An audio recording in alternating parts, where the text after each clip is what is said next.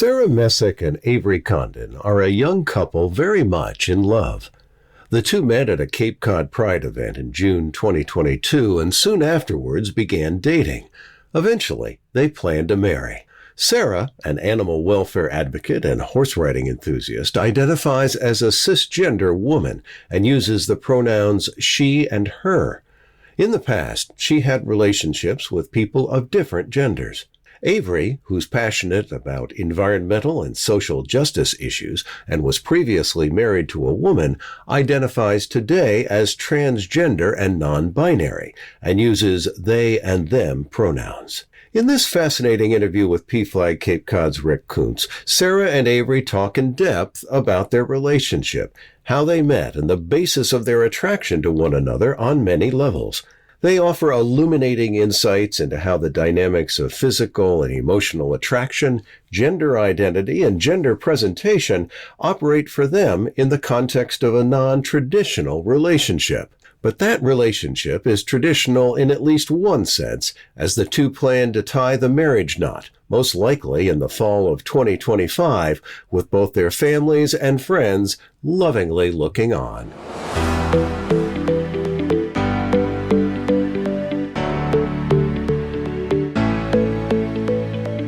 Sarah and Avery, welcome to Profiles in LGBTQ plus Courage. It's wonderful to have you both here today. Thank you. It's wonderful to be here. Yeah, thanks for having us. You know, the three of us met recently as part of a panel discussion that I co-hosted called Tying the Knot or Not, the challenges that LGBTQ plus couples face in finding, forming, and sustaining long-term relationships.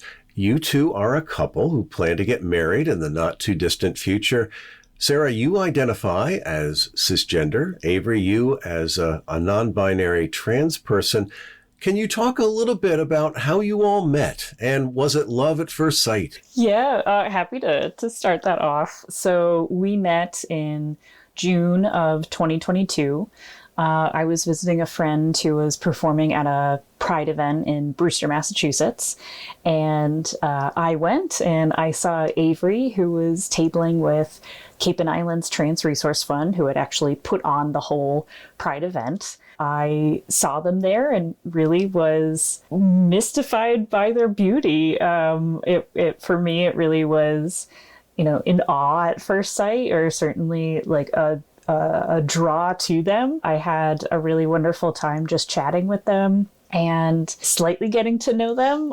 I think where we left it, it was just like we happened to find out we both were living in the same town. So it was just fingers crossed. I really hope to see this person again. And I think you met at First Parish Brewster Church, yeah? Yes, we did. So Avery, how about you? How did this unfold for you? Yeah, like Sarah said, we met at that Pride event at the First Universalist Parish in Brewster. And yeah, it felt a very strong connection right off the bat. We didn't really exchange numbers or anything like that at the time, but she definitely stuck out my head, and we had spoken that we were both living in Mashpee. So I was kind of hoping we'd run into each other again out and about in Mashpee. But it wasn't until like the next month we ran into each other again at a festival happening in Hyannis. So that's the time we talked some more, and then we ended up exchanging numbers. So, yeah. You have both told me that one of the challenges you face is that when you're out in public, people sometimes perceive you as a straight heterosexual couple. But of course, the reality is far different and more nuanced than that. What's it like when that happens? How do you respond, and what sort of emotions does it trigger in you all? Yeah, I think even speaking to our recent wedding investigations, it's come out a little bit. So like just today, we went to see a wedding venue and the coordinator called to say like, "Oh, Sarah, I'm excited to meet you and your groom." It's like, "Thank you for having us." But actually Avery is not my groom. They're my partner. So fortunately that person was receptive and was like, "Oops, I didn't know. Thanks for correcting me."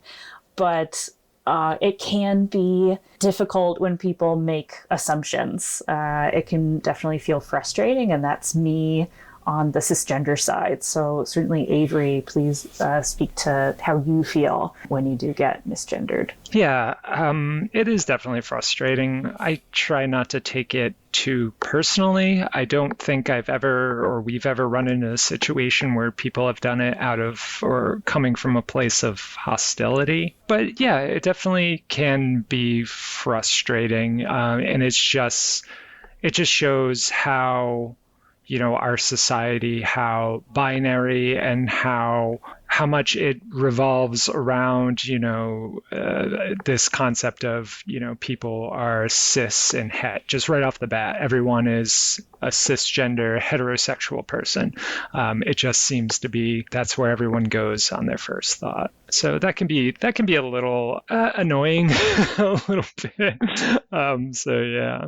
Well, it's not exactly the same, but it's when people presume that I'm straight and they ask about my wife. And I have to decide, is this a continuing education moment or not? Yeah. Definitely. Exactly. Yeah. It's like, do I want to just accept this as it is, or do I want to actually say, well, excuse me, and then, it doesn't work for so many situations, so. You have to, I would imagine, you have to be socially graceful and know how you want to show up in that moment and also how much energy you want to expend on the situation, right? Definitely. Yeah. That's a little math problem you have to do kind of on the fly. Because we've even experienced that in the LGBTQ plus community. We were at a Pride event last year and someone was basically calling us a straight couple. They were like, Sarah, you're with a guy. I'm like, no, I'm not. So yeah, be a little discouraging. Well, let's talk a little bit more about that. And, of course, for many of us who grew up being told that gender identity and gender presentation are binary in nature, we know they are not. And you two are a wonderfully fascinating mix. I'm wondering, how do the two of you think about gender identity and gender presentation as it relates to your relationship? Oh, yeah. How it relates to us. Yeah, that could definitely be part of, the issue that we have sometimes with people, mistaking us as, a heterosexual couple. Just my presentation can be somewhat on the more mannish or masculine side. Not always, but so I feel like that's definitely something I feel like that could be a little too advanced for the general public, the idea of identity and presentation not exactly aligning. Yeah, it's just something, it's funny because you think about the things in our society that are just accepted. Like when girls are younger, there are girls who can be tomboys, and that's just something that's a deviation in presentation and it's a certain set identity that is just accepted in our culture. And it seems like it's one of the few that actually is. So I feel like maybe that could be a good starting point for people to kind of understand, but it just seems it can be difficult to break these long-held beliefs, I feel. So. Yeah, I'm curious, when did each of you realize that you didn't fit neatly into that gender identity box? And what were the telltale signs for each of you? Sarah, maybe you want to go first on that? Sure. Yeah, I would say pretty early on. I would say I was elementary school, middle school. I was definitely dressing in a more masculine way as a very young person. And I'm fortunate for my mom, who allowed both my sister and I to dress however we felt. So we were shopping in the boys section, and that's what felt most comfortable for us. And in elementary school, I was really gravitating more to friends who were boys. I was more interested in what they were doing, and I really wasn't able to connect very well with girls my age. So, and I just felt really in the middle. Like it would get to a point like the boys were playing too roughly, but I wasn't interested in playing dolls with the girls over here. So early on, I felt stuck in the middle, not knowing which way to go or where I fit. Yeah, so that feeling of like wanting to be in some kind of binary did feel pretty early. But in those moments, I do remember attempting to be comfortable on my own. And at least right now, I don't want to do either of those things. I won't try to be one or the other. So I'll just be here over on my lonesome. That's okay. And did you have mentors or counselors, teachers, people who were supportive of you and just embracing you for who you are at that moment? I had some, there were guidance counselors in my life. I'd say it ramped up a little bit more in high school, where I did have more supportive, involved guidance counselors. And at least in that time in high school, I was feeling a little bit more myself, or able to pursue more interests and able to find more of a group of people who I connected with. But yeah, at least in those early ages, it was a lot feeling like I was on my own in some of those ways. Avery, how about you? Yeah. So I remember very early on, elementary school, kind of thinking that I didn't necessarily fit with either group, with either boys or girls. At the time, though, I felt that I could just be a kid. That's what I felt in elementary school.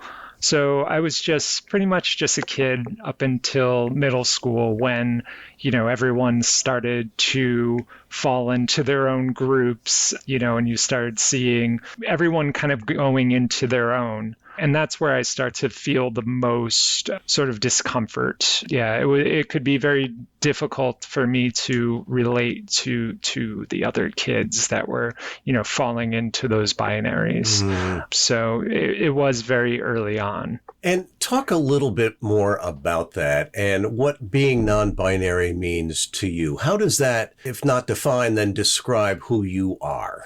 So it was something that, I didn't fall into immediately. It was something that I kind of had to feel my way through, and then come to the realization that it is what fit me best. I would have a lot of trepidation with the idea of like transitioning again, like from one binary to another. I felt for a certain extent, for a very long time, that's what all you could be, is either, one or the other. So I felt even, when I was in my teens and 20s, that I knew that I was trans, and that transition might be in my future, but it was one of those things that I couldn't quite see for myself in terms of what was presented at the time. So that always gave me pause. So it wasn't until I really decided to dig in and really explore things without fear, going out in the world and actually trying transition, I realized this discomfort I'm feeling is because I'm trying to, swing in a completely other direction, and that wasn't right for me. It wasn't that, I wasn't trans, or, I was a guy or anything like that. That's how I would feel sometimes, because I would, see myself and be like, well, I'm not like a female in this respect, so maybe I'm not trans. So non-binary was a way, or embracing a non-binary identity for me is a way to alleviate all of that, is a way for me to be like, I can just be me and just exist in the world the way I want to exist, without having to feel the pressures to act in a certain way. I think for those of us who are cisgender, it's a mystery what being non-binary or trans is like. And if I may ask both of you, to the extent you're comfortable, can you talk a little bit about the dynamics of attraction within your relationship, in terms of what attracts you to one another emotionally, psychologically, physically? Yeah, happy to start that off. So I guess it goes back to when we first saw each other. I was really drawn to this person. And then when we met each other again a month later in July, I was so excited that I was able to see this person again.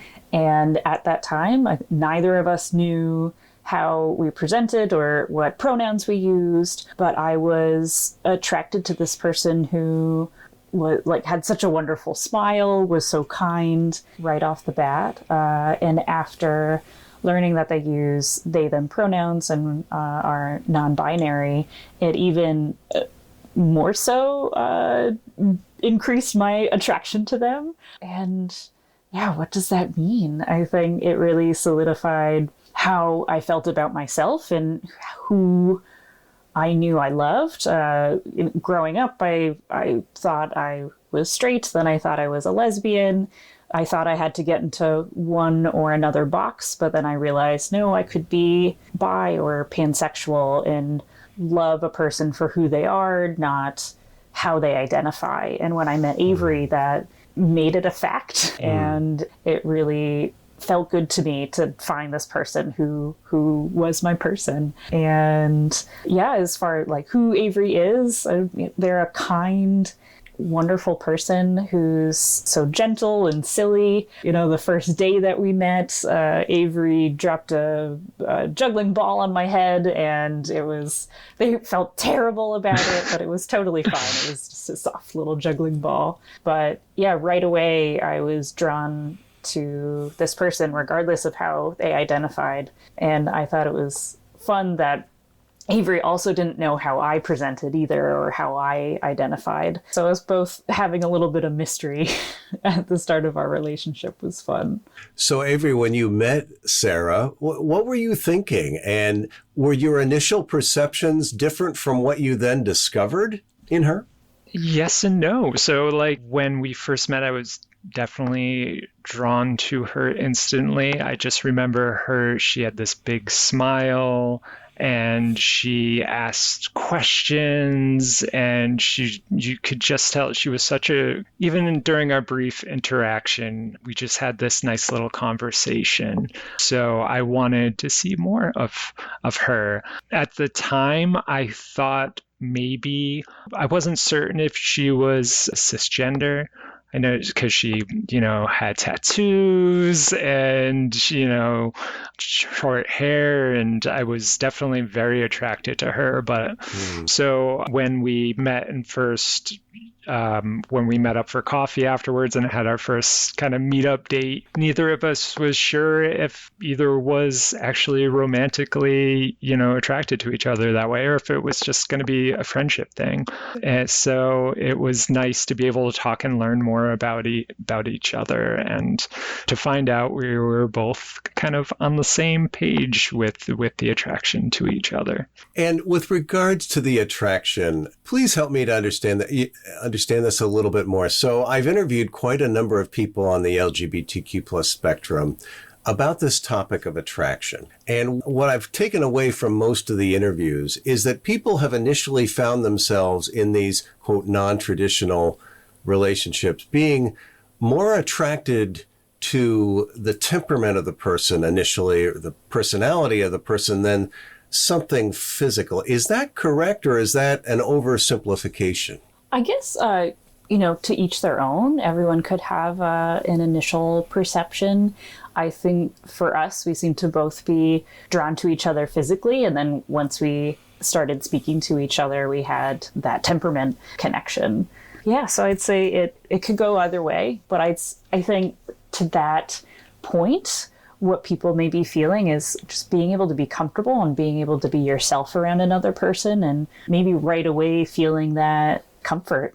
I certainly felt that with Avery quite quickly too. And Avery, you felt the same, I presume. Yes, very much so. Yeah, I think there's many different aspects to attraction. I know I've experienced attraction in my life, of course, physical. And then there's sometimes you meet someone that just has that personality, or they carry themselves in a certain way that can be equally as attractive. So felt with Sarah, there was definitely a mix of that. The way she presented herself, the way we talked, and I just was very, very taken by her.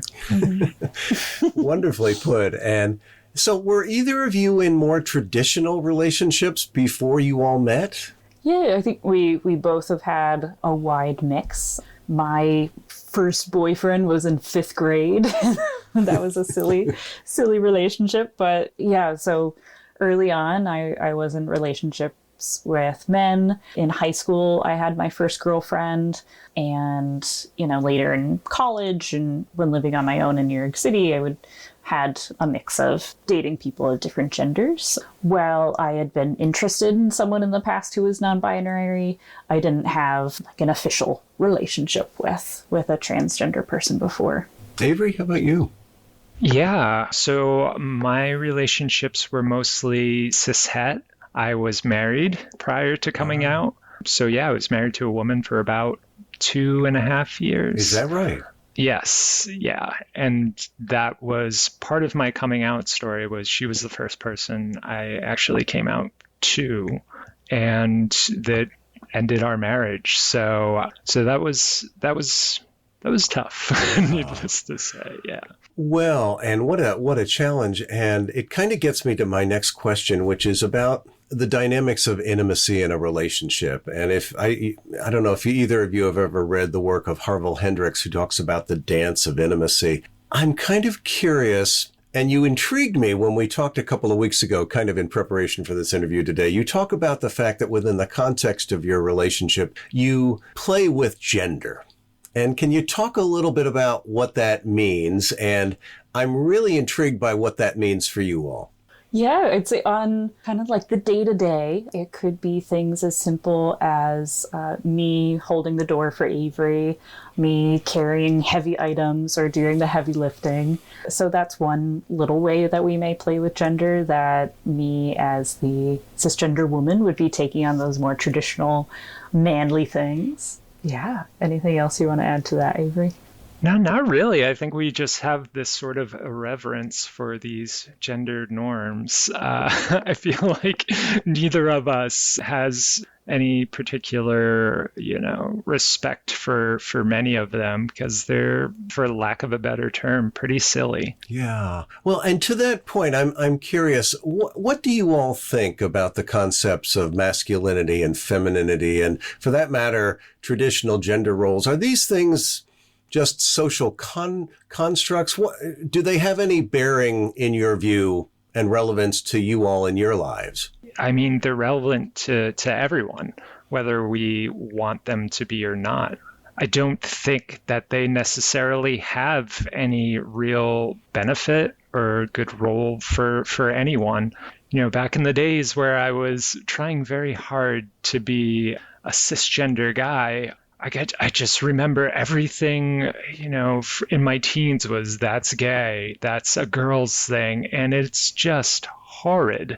And I can imagine there are plenty of cis men that go through this world where they can't wear a certain color, or they have to, there's so many things. I've heard the term masculinity is a cage. So I think they're very present in everyone's life, but I don't particularly see too many positives in my view. How about you, Sarah? Yeah, I'd say they're masculine and feminine components to everyone, but does everyone need to live their life by us, leading the way of one or the other? I'd like to hope not. I would say, Avery and I play with those different kind of gender norms or traits in different ways, and we certainly don't hold it in high regard, but it's fun to make light of it or use it in a playful sense. I realized kind of early on that I often will end up speaking to wait staff more so and ordering food for us. And Avery told me that they really enjoyed that. They like being taken care of in that way. Oh, okay. Okay. Yeah. Yeah. So that's a lot of fun for us, and knowing that I'm making Avery feel happy and taking care of them. That's a lot of fun for me. So it can be a kind of a fluid interaction, kind of showing up as you want and not feeling like you have to be any particular thing. Yeah, precisely. It's so interesting. I do think that gay men, and I think in some ways people who are non-binary or transgender, it's kind of where gay men were 50 years ago in terms of, because we used to get questions like, well, who does this and who does that in the relation? And, the fact is it can be very ad-libbed. It doesn't, nobody has to take on an assigned role. It's kind of what the personalities enjoy and what drives them. Hey, yeah, Yeah, exactly. It's interesting. I think, when we met as a panel, we were talking about how the issue of how does one sustain a long-term relationship. And I'm thinking you all are about to get married and I want to talk with you about your wedding, but what's your sense of what will be important to kind of nurturing this relationship going forward, keeping it going, revitalizing it? Kind of curious your thoughts there. So something that we practice pretty regularly is a check-in, just asking each other questions about how we're doing. Has there been any moments of disconnection between the two of us? And that's something, we have like at least 30 minutes dedicated to speaking with each other and knowing that both of us will be heard and listened to and will be able to make changes to our relationship, so that knowing that we can bring up a concern and it won't be shot down or anything like that's a huge part of our relationship, and it's so impactful.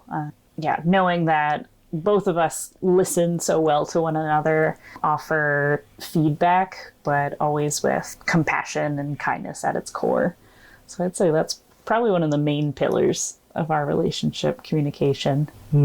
Avery, your thoughts there? Yeah, I 100% agree with that. Communication's just been so important to us as a couple from the very beginning. That first time we met up, we were talking for 3 hours maybe, and we just had so many. It was just this kind of openness, and this communication was apparent from the very beginning. It was not one person just kind of telling their story. Sarah's really good at asking questions, and that sort of got me in the spirit of asking my own questions, and we just kind of bounced off each other that way. And that's continued to be very important to us. And I feel like there's times where Sarah will ask a question that I haven't necessarily asked myself, and that'll give me an opportunity to reflect on something that I might have not been conscious of. I want to ask you both about, for people who might be bisexual, cisgender, transgender, non-binary, what do you think it's important for a person to know about themselves before they really get into a relationship? That's a really good question. I think both of us were really at a good place in our lives when we found each other. We had both been through a lot of challenging relationships, traumatic ones. So I think, like, in 2020, I was seeing a therapist, and she asked me, like, what are 3 main things you would want in a partner, in a friend, anything? And I said an active listener, an enthusiastic person, and one who is supportive. So those 3 main traits were something I knew, and would look for that in a future friend or partner. So knowing what you're looking for in a person, knowing your own boundaries, what you don't want is all very important, and caring about yourself. It's cliche, but you can't. If you can't love yourself, how the hell are you gonna love somebody else? Thank you, RuPaul. But if you don't feel comfortable in your own skin, it's very hard to find a healthy relationship. And I've been there. I tried to find love in someone else when I didn't have love for myself, and that doesn't go very well. Knowing what you want and don't want in a relationship is important. But yeah, Avery? Avery, how about you? Yeah, that was so well said, Sarah. Definitely. I would say for me, I didn't need to know all about myself. I think every day I'm still discovering more about myself in terms of gender. But when I had met Sarah, I put in time with my therapist. I really took a step back and looked over the past few years of my life, because I felt that while there had been some positive parts of coming out, I came out in 2017. There had been things that went very poorly and things I didn't necessarily take the time to address and improve. So at the time I had met Sarah, I had taken, a hard look at my life and decided I wanted things to change, and I had been making positive steps. So I would just say to other people, kind of like what Sarah said, you have to put in the work, and then once you're in a good place, once you're on the right path, then that's a good time to meet someone, and that maybe they just kind of cross paths with you on that journey, like Sarah. Like I wasn't looking for something, but someone came along and I was open to it. So funny how that works, eh? Yeah, sometimes when you're not looking for it is when it pops up. Yes. So I'm curious, in terms of your social circle, is it other folks like yourselves? Is it straight couples? Can you talk a little bit about the range of your friend family, if you will? Sure. Yeah. I think it's a little bit of both. I have friends who are straight, friends who are queer, friends who are trans, non-binary. Getting more involved in the community has really vastly expanded the different types of people that I'm friends with now. Yeah. I think Sarah could probably say some similar things. Yeah, I'd say, a good mix. I think since we're involved in more LGBTQ community things, a few more of our friends are going to be queer. My dearest friend from high school, he's gay and will eventually marry his longtime boyfriend. Yeah, so I would say probably leaning a little bit more queer than straight for most of our friends, but a mix. Yeah. Yeah. I hear you. Well, let's take a couple of minutes to talk about your wedding and the plans for that. And how is your family with all of this? Are they on board? Talk a little bit about what's planned and when this event will occur. So we're thinking 2025, probably in the fall. We haven't settled on a date or location quite yet, but we're exploring that and seeing what would work best for our vision. But it'll be a small event with probably about 50 guests. Yeah, with friends and family. And just to speak on my family, they've been incredibly supportive. They've met Avery and they adore them. I'm really grateful for that. Yeah. Things you want to share, Avery? Yeah, I would say it's the same for my family. They've met Sarah. They really love her. The first time we all met up together, I remember my sister taking me aside and being like, "Oh my God, she's so wonderful." Sarah was out walking ahead. We were at Heritage Gardens in Sandwich, and she was out with my niece, who was 7 at the time, was taking horseback riding lessons. So Sarah was chatting with her about horses because Sarah rides. So they just think she's wonderful. So it's always nice to get that validation from your family as well. Absolutely. And I have to ask you, we talked about this briefly before, but how will you handle the name issue? Are you going to take each other's names, or what are you going to do? Oh, yeah. We've been thinking about that. And I'm actually thinking that I will take Avery's name. I'm estranged from my father. I haven't seen him in, more than half my life. So I don't have a strong connection to my last name. So I think taking Avery's would be really lovely. And actually a number of family members thought Avery was a woman, which brought a bit of joy to Avery. And it was just fun for us as well. Wonderful. And just to kind of begin to wrap up here, I want to bring up one issue just because I'd love to get your all's take on this. We know that there's a lot of discussion and debate in our society today around transgender rights and parental rights, these kinds of things. And I'm curious what you both feel about maybe a young person who's maybe very young, but who's getting feelings that they don't fit into that traditional gender box. What do you suggest be a course for a loving family and a loving set of parents perhaps to take in nurturing their child, not moving ahead too fast, but being open to whatever that child presents? I'd love to hear your views on that. Sure. Yeah, I think it's very important for families to support their children. I think early on, there's therapy. There's so many resources now that in my opinion, there's no reason not to explore those. I feel like this debate comes from a place of ignorance.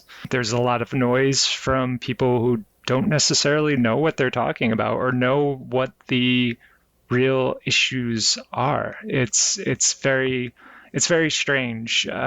So much of it, I feel, is disingenuous. It's for certain political parties to distract from a lack of any meaningful policy stances. And it's just sad. We're the next in line of a long series of marginalized communities who act as a great scapegoat. Yeah, it's funny. We're a group of people who is kept away from power, is really beaten down by so much of society emotionally and physically. So I just feel like this whole debate is very, very odd. There's so many resources out there now, right? And yeah, and really a bench of experts who can help consult, advise, counsel. That exactly. No one has to operate in ignorance or without a medical community around them to advise them. Yeah, absolutely. Seen stuff on the news where people are picketing hospitals that provide gender affirming care to children, and the news on the occasions where they do interview the people protesting, they have the strangest things they think are happening in these hospitals. So it's so hard to have a meaningful debate about these things on the the national stage. But I think for families of individuals that are different and feel this way, I think the first step is to find a licensed therapist that the child can speak with. I mean, God, I wish I had that when I was little. We didn't even have these words in our lexicon. To live this and to feel what I felt and then not have the words for it, but know that society would not accept it. We know what's expected of us very early on, but to not allow people to explore these things, I just feel is so cruel. Sarah, any thoughts to add to that? Yeah, I would say for families with young children, just listening to your child and seeing what do they need, what do they want. Again, I'm grateful my mom let me wear what I wanted. She didn't push a particular style of clothing or color on me. So seeing what your child wants, and do you want to paint your nails? Do you want to wear boots? Whatever it may be. Simply, you're the first person as a young person's parent that you are in their corner and you'll support them. So showing that with something as small as a wardrobe change, listening to them and letting them know that you're there. What I'm taking from both of you is the importance of everybody kind of slowing down, taking a breath, and relaxing, and just knowing that the resources are there and the options to explore. And, well, I think that's so well put. And, well, as we wrap up here, folks, is there anything I haven't asked either of you that has kind of percolated up as we've talked that you'd like to share as we begin to wrap up here? I guess, from us, never assume someone's gender. Everyone's a person, and everyone's a little surprise too. It's a gift that you'll open up and see who's underneath there. Sexuality, gender identity, very complex and nuanced topics, huh? Absolutely. And if I may add too, I think for, people who are out there who are allies or think they want to be allies or are questioning and want to get involved, find the community. There's so many resources out there, PFLAG, that need help, need assistance, that, could use money, can use your time. And that is the best way of understanding. Once everyone is able to talk to each other, and once everyone knows someone who's trans or non-binary or queer, that takes away so much of the unknowns and the fears, and I think can lead to a better place for everyone. Very well put. And I think that's probably a great place for us to wrap today. So Sarah and Avery, I want to thank you both for taking this time to share your lives with us. And I think these interviews will be of great use and value to our listeners. So thank you both so much. Oh, thank you, Rick. Thank you for having us. Thank you for listening to today's interview. Founded in 1973, PFLAG is the first and largest organization for lesbian, gay, bisexual, transgender, and queer people and their parents, families, friends, and allies. We have over 400 chapters and more than 200,000 members and supporters nationwide. Our members come from every generation and live in cities, small towns, and rural areas across the United States. PFLAG is committed to creating a world where diversity is celebrated and all people are respected, valued, and affirmed. For more information about PFLAG, explore the rest of this website or visit PFLAG National at pflag.org.